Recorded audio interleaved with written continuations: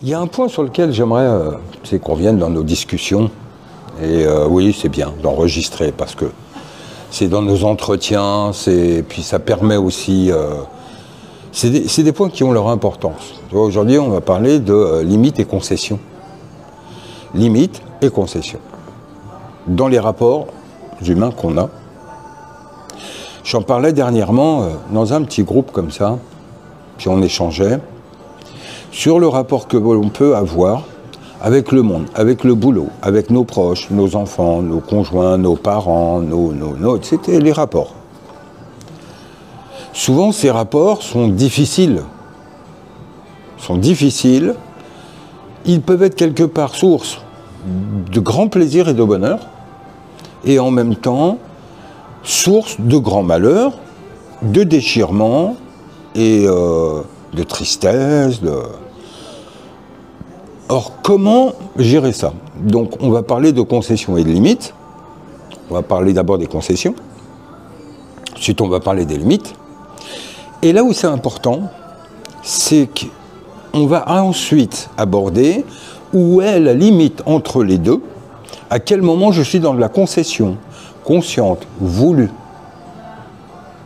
Et à quel moment la concession me fait-elle passer un niveau qui m'emmène dans les limites à ne pas dépasser. Hudud Allah, la ta'uddu hudud Allah.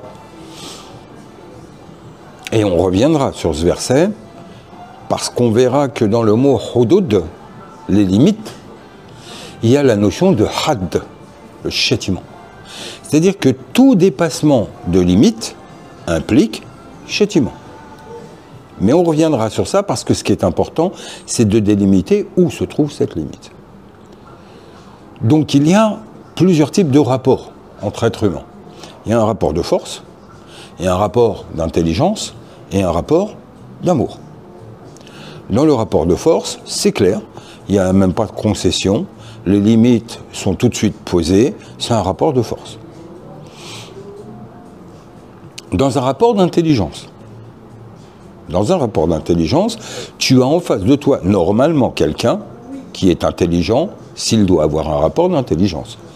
Donc il doit être capable lui-même de savoir où sont les limites et de comprendre également que dans la relation en tant qu'être humain, nous restons des êtres humains avec toutes nos limites, on a nécessairement des concessions à faire dans les deux sens. Maintenant, au moment où il n'y a qu'un sens qui fait de la concession, et que de l'autre côté zéro, il y a un rapport très pragmatique à établir, c'est en quoi je te suis utile et en quoi tu m'es utile. Si tout va dans le même sens, et ça à tous les sujets, je suis gentil avec toi, tu ne l'es pas avec moi. Combien de fois, moi je me souviens notamment dans le cadre professionnel, des gens qui se permettent des réflexions et des comportements, et je me disais, si je lui en balance 10%, il s'écroule. C'est-à-dire que vis-à-vis des autres, ils ne prennent pas de gants, ils n'ont pas de limite. Et quand ils la dépassent, justement, un beau jour, tu remets les choses en place, tu leur en balances une, et là, c'est la guerre et l'écroulement. Eh bien, il n'a qu'à apprendre à mesurer aussi ses propos et ses comportements. De la même manière, tu apprendras à ne pas t'en ramasser dans la figure, comme on dit en arabe, kematoudin toudan. Ce que tu fais, on va te le faire. Donc, tu n'as pas envie qu'on soit malveillant, irrespectueux ou quoi que ce soit, ou qu'on te dise des vérités piquantes, bah toi aussi, de ton côté, apprends à tenir les choses et à te taire. Donc, les concessions. Quand on est sur un rapport terrain d'intelligence, sachant que nous sommes des êtres humains et qu'on a des limites, des fois, on peut avoir des propos qui dépassent notre pensée. Des fois, on peut se tromper. Des fois, on peut oublier. Et des fois dans des choses bêtes, des fois même dans des choses graves. À la base, c'est l'oubli, c'est la fatigue, ça peut être beaucoup de choses. Là, on a de la concession. On sait que la personne est fatiguée, on sait qu'elle traverse une période difficile, on sait que ce n'est pas dans ses habitudes, etc. On fait des concessions. Et là, on est dans de la concession.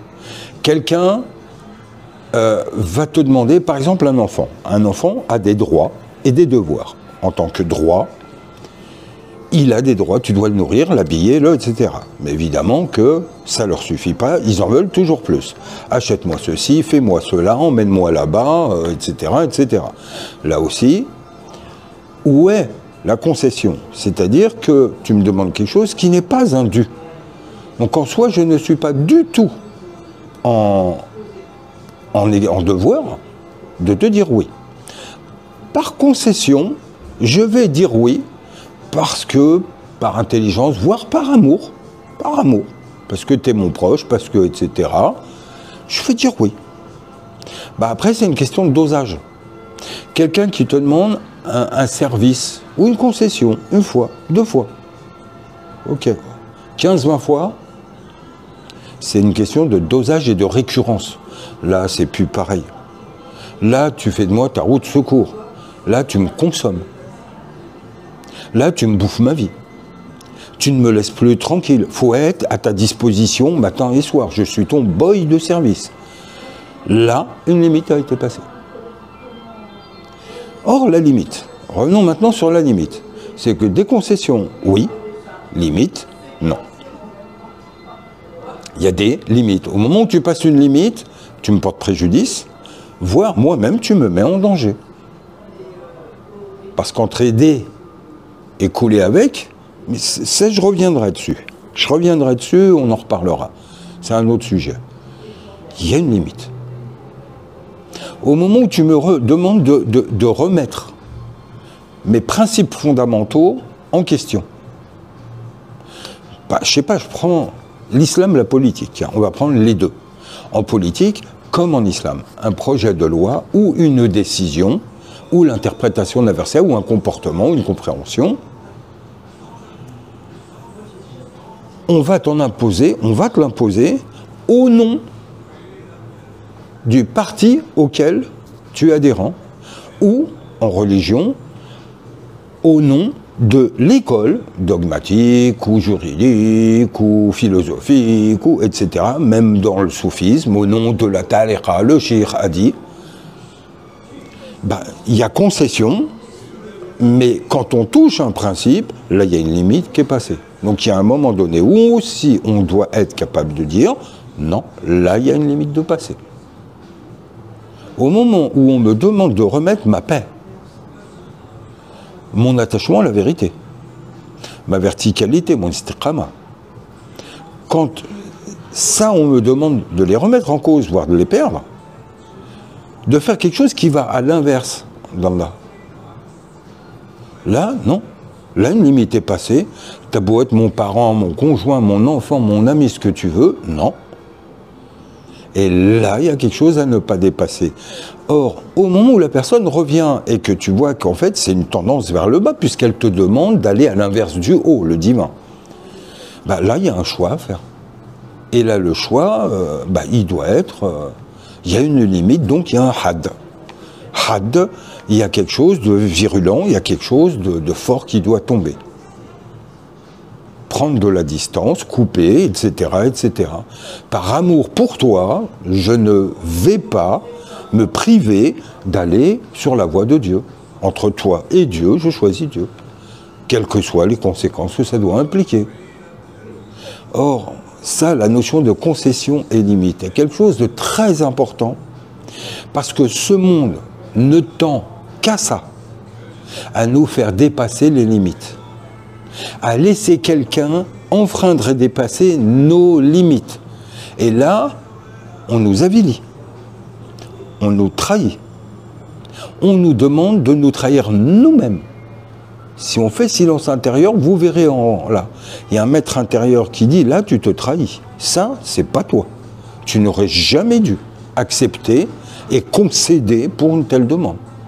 Or oui, il y a une limite dans laquelle on doit garder sa verticalité, sa dignité. À défaut, c'est nous-mêmes. Le châtiment, c'est sur nous-mêmes qu'il retourne. Au moment où on ne met pas le châtiment sur l'autre, le châtiment tombe sur nous. On se divise en deux. On n'a plus de un, on n'a plus de tawhid, on n'a plus d'unité. Et deux, on est déchiré. Et intérieurement, oui, bien sûr, qu'on a beau essayer de l'oublier, non, non, on s'est trahi. On s'est trahi. Et ça, on le vit très, très mal. Or, au nom d'une émotion, parce qu'il y a amour et amour, il y a l'amour divin et spirituel, qui lui est dans la vérité, l'intelligence, et il y a l'amour émotionnel et sentimental. Eh bien, au nom de l'amour émotionnel, on ne doit pas trahir l'amour divin. Je t'aime énormément, mais en vérité. Si c'est pour m'avilir, c'est que tu ne m'aimes pas. Si c'est pour me consommer, c'est que tu ne m'aimes pas. Donc là, si tu ne m'aimes pas, ben un amour fois deux, c'est qu'il n'y a plus d'amour. Il faut avoir de regarder les choses en face. C'est cette notion de concession et limite. À un moment donné où on sent qu'une concession va au point de remettre en cause nos principes, notre ligne directrice comportementale, notre éthique, là on passe une limite. Au moment où ça implique un paradoxe, une incohérence, l'autre fois on a fait un petit entretien comme ça sur la cohérence, au moment où ça remet ma cohérence avec Allah en cause, je dis non. Ah là, je dis non. Parce qu'au moment où je serai deux, je ne suis plus en lien avec Allah. Pour être en lien avec Allah qui est un. Wahidun ahad. Moi-même, je dois être un. Il faut qu'il y ait correspondance de nature. Au moment où moi, je ne fais pas un, le lien avec Allah, il est rompu. Il est rompu. Donc attention à ne pas le rompre. C'est le plus important. Donc, pensez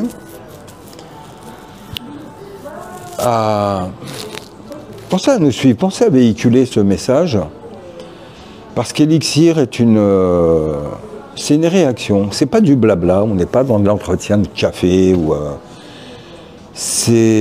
me concernant personnellement, c'est plus de 45 ans d'expérience de vie, c'est le constat de l'état du monde actuel. Pour porter notre message, pour y participer, pour le cautionner, pour aidez-nous. Et pour cela, partagez, likez si ça vous plaît. C'est également appuyer sur la cloche, comme ça vous aurez toutes nos notifications. Bientôt sera mis en place une newsletter, à laquelle vous pourrez vous abonner également. Et donc, pensez à vous abonner à la chaîne. Et n'hésitez pas à nous dire ce que vous pensez des propos que l'on peut tenir, comme aujourd'hui sur la concession et la limite. N'hésitez pas à commenter, n'hésitez pas à nous dire ce que vous en pensez, vos propres expériences, vos propres apports, pour nous seront un enrichissement. À très bientôt.